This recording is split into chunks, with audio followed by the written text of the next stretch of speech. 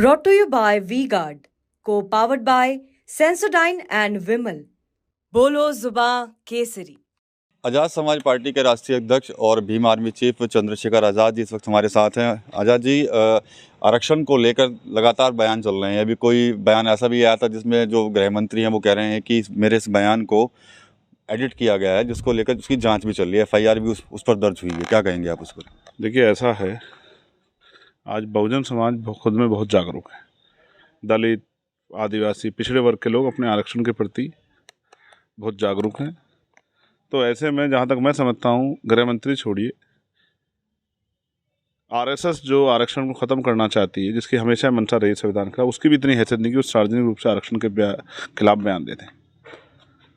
जबकि किस तरह से भारतीय जनता पार्टी सरकार में आरक्षण को नुकसान पहुँचा है हमने देखा। तो मैं गृह मंत्री से, क्योंकि वो बड़े नेता, मैं उम्मीद नहीं करता वो ऐसा कोई बयान देंगे, और ऐसा बयान देंगे तो उनको जो है दलित पिछड़े वर्ग के लोग जो है ज़्यादा देर नहीं लगाएंगे सबक सिखाने में। इन्हीं वर्गों ने सरकार बनाई थी और यही सरकार पलट के रख देंगे। आकाश आनंद पिछले कुछ दिनों से लगातार फायर हो रहे हैं भारतीय जनता पार्टी पर। एक सभा में कहा है कि आतंकवादियों की सरकार है ये।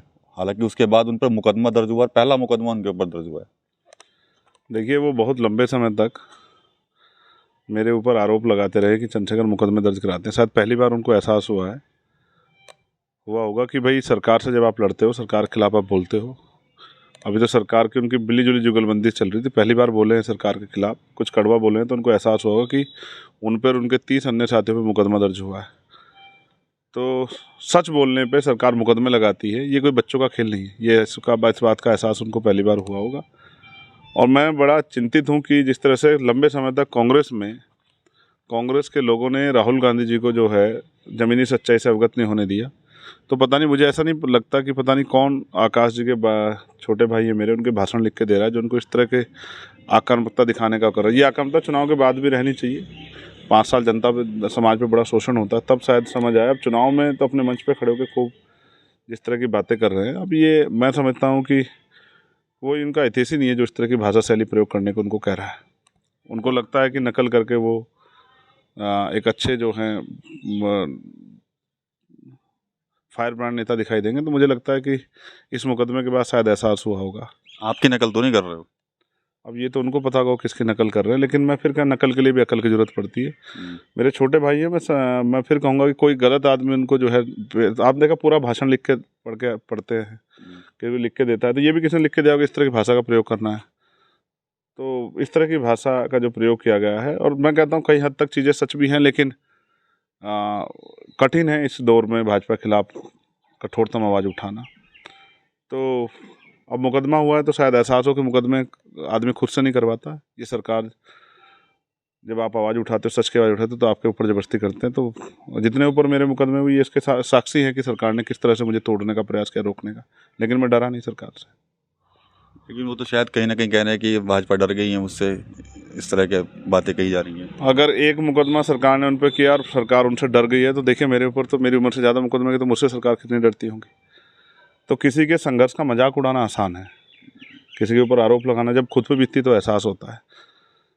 तो मेरा ये मानना है कि सरकार जो है वास्तविकता में कमज़ोर वर्गों के हितों की रक्षा नहीं कर पा रही। सरकार में भय तो है, लेकिन हम इन भय से भी लड़ लेंगे। ऐसा हमें विश्वास है कि समाज जो है बड़ा ताकतवर है, हम इकट्ठे होकर इस भय से भी लड़ लेंगे। यूपी में भी 5 चरण बचे हैं, तो ऐसी कौन कौन सी VIP जगह हैं जहाँ पर आप अपने प्रत्याशी उतारने जा रहे हैं आज़ाद समाज पार्टी के? क्या माना जाए, अमेठी, रायबरेली, इस जगह की बातचीत चल रही है?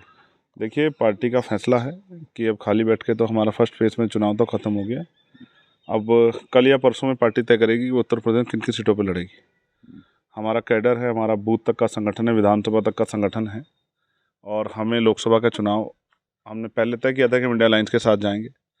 तो जब उन्होंने हमसे कोई संबंध नहीं रखा, तो फिर हमने स्वतः अपना चुनाव लड़ा पहले। अब पार्टी जहाँ भी डिसीजन लेगी, झारखंड हो, बिहार हो, या फिर उत्तर प्रदेश हो या हरियाणा हो, जहाँ भी पार्टी डिसीजन लेगी, पार्टी वहाँ चुनाव लड़ेगी। और हम कार्यकर्ता जहाँ हमारी ड्यूटी लगी जाके पार्टी का काम करेंगे, लोगों को वोट देने के लिए तैयार करेंगे। मतलब ये अलायंस के खिलाफ भी आप अगर लड़ना पड़ेगा तो लड़ेंगे मजबूती? हम तो जनता के लिए लड़ रहे हैं, क्योंकि मैंने फिर आपसे कहा ना कि सब अलायंस के लोग मुझे रोकने वहाँ चले गए, तो इससे स्पष्ट होता था कि वो एक मुखर आवाज़ को रोकना चाहते हैं। लेकिन जनता ने उस आवाज़ को बहुत ताकत दी है। उसका फैसला 4 जून को होगा। लेकिन जनता की ये जो ये मुखर आवाज़, इसके साथ की और आवाज़ें भी पार्लियामेंट में जाए, इसकी तैयारी भी हमें करनी है, कि पार्लियामेंट में हमारे जैसे बहुत सारे लोग हों जो जाके जनता के हितों के लिए लड़े और किसी भी तरह से सरकार की किसी भी नीति के आगे झुके ना, डरे ना, मजबूत होकर सरकार के सामने आंख से आंख मिला के बात करें। इसलिए जनता में वोट दे रही है कि हम उनकी वोट से उनकी जनता के हितों की लड़ाई लड़ें, ना कि इसलिए कि हम जाके वहाँ चाय पकौड़े खाएं या तनख्वाह पेंशन के लिए काम करें। जनता अपने हितों की रक्षा की जिम्मेदारी हमें दे रही है, उनके हितों की रक्षा करना हमारी जिम्मेदारी है।